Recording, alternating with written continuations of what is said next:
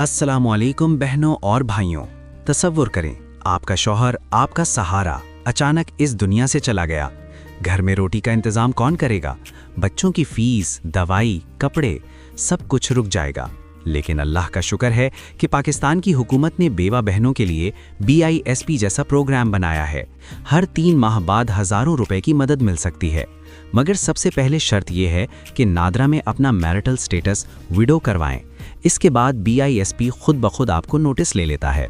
अगर आप बेवा हैं या किसी बेवा बहन को जानती हैं तो ये वीडियो आखिर तक देखें।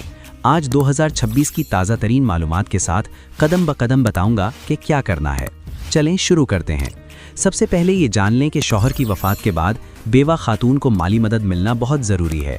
BISP बेगज़ीर इनकम सपोर्ट प्रोग्राम अब 2026 में बेवाओं को सबसे ज़्यादा तरजीह देता है। अगर आपका मैरिटल स्टेटस अभी भी मैरिड लिखा है तो BISP आपको मुस्तरद कर सकता है। इसलिए पहले नादरा फिर BISP। ये सिर्फ एक छोटा सा क्लिप था। पूरी वीडियो के लिए हमारा YouTube चैनल मालूमाती पॉइंट देखें।